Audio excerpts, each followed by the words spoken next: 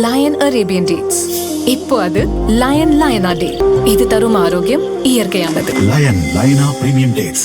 காவிரி விவகாரம், குறுவை சாகுபடி நிவாரணம் தொடர்பான ஒத்திவைப்பு தீர்மானம் பற்றி எதிர்க்கட்சித் தலைவர் உதயநிதி பேசினார்.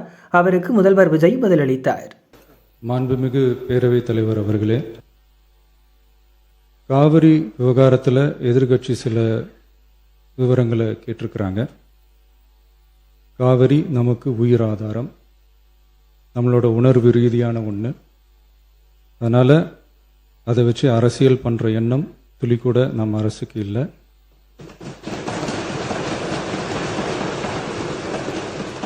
அதுக்கான அவசியமும் இல்லை.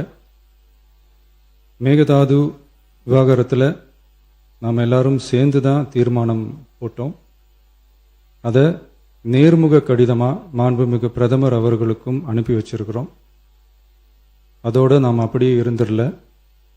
ராஜ்யசபாவில் ஒன்றிய ஜல் சக்தி துறை இணை அமைச்சர் மேகதாது அணை பற்றி முழு விவரங்களை குறிப்பிடலைன்னு தெரிஞ்சதும் காவிரி நடுவர் மன்றத்தின் இறுதி தீர்ப்பு மற்றும் மாண்புமிகு சுப்ரீம் கோர்ட் தீர்ப்பு சம்பந்தமான விதிகள் மற்றும் பத்திகளை கோட் பண்ணி மேகதாது திட்டத்துக்கு எந்த விதமான சட்டபூர்வமான அனுமதியோ நிர்வாக அனுமதியோ வழங்கக்கூடாதுன்னு மாண்புமிகு பிரதமர் அவர்களுக்கு அடுத்த நாளே நேர்முக கடிதம் எழுதினோம்.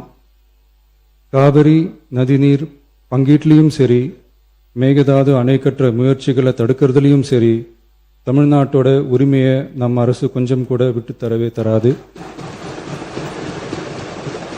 அதுதான் நம்மளோட நிலைப்பாடும். அதே நேரத்தில் கர்நாடகாவில் சில அணைகள் கட்ட ஆரம்பித்ததை பற்றியும் இதே அவையில் 1969 ஒரு விவாதம் நடந்திருக்கு. அப்போது நீர்வளத்துறை அமைச்சராக இருந்தது யார்? அப்போ அணை கட்ட விட்டது ஏன்னு கேட்டு அந்த மாதிரி சீப் பாலிடிக்ஸ்லாம் நான் பண்ண விரும்பலை.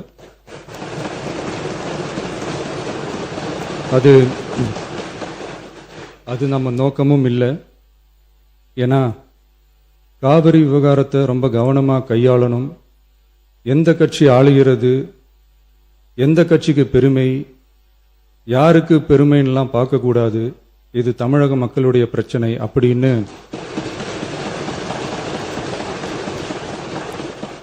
அப்போ இருந்த எதிர்க்கட்சி தலைவர் திரு கருத்திருமன் அவர்கள் சொன்னதை இந்த சபையில் சொல்ல விரும்புகிறேன்.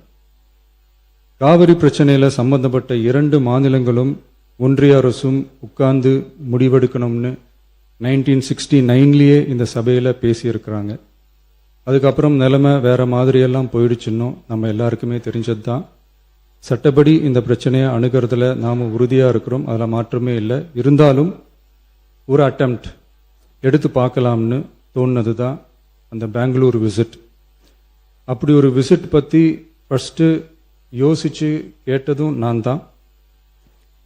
நாம் பெங்களூர் போக நினச்சதை பற்றி பல ஒப்பீனியன்ஸ் வந்துச்சு. நாம் போக நினச்சதுக்கு காரணம், ஒருவேளை இந்த பிரச்சனை தீர்க்கறதுக்கான ஒரு பாசிட்டிவ் சைன் கிடைச்சா நல்லா இருக்குமேன்னு ஒரு எண்ணத்தில் தான். இன்றைய காலத்தில் பகை நாடுகளை பேசி தீர்க்க பார்க்குறாங்க. பக்கத்து மாநிலத்தோட பேசி பார்த்தா என்னன்னு நினச்சேன்.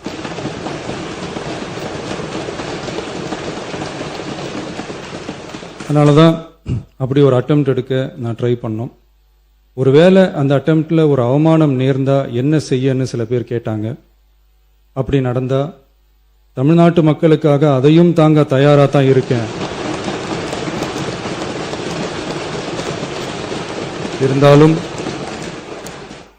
இருந்தாலும் நம்ம மேலே அன்பு காட்டின அத்தனை பேருக்கும் என்னோட நன்றிகள். இந்த காவிரி விவகாரம் பற்றி மாண்புமிகு நீர்வளத்துறை அமைச்சர் அவர்கள் உரிய விளக்கம் அளிப்பார். அதே மாதிரி காவிரி பிரச்சனையால் பாதிக்கப்பட்ட விவசாயிகளுக்கான அந்த இன்சூரன்ஸ் பிரீமியம் அரசே கட்டுறதை பற்றி கேட்டிருந்தாங்க. அதுக்கான விரிவான பதிலை மாண்புமிகு விவசாய அமைச்சர் அவர்கள் தருவார்.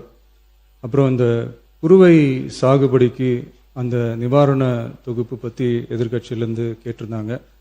அந்த குறுவை சாகுபடிக்கு அந்த நிவாரணம் ஏற்கனவே கொடுத்தாச்சு, வழங்கியாச்சு.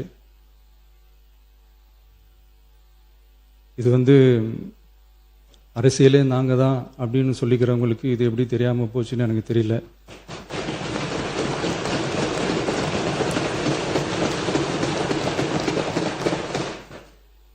முன்ன பின்ன பேப்பர் படிச்சிருந்தா நாட்டில் என்ன நடக்குதுன்னு தெரிஞ்சிருக்கும்.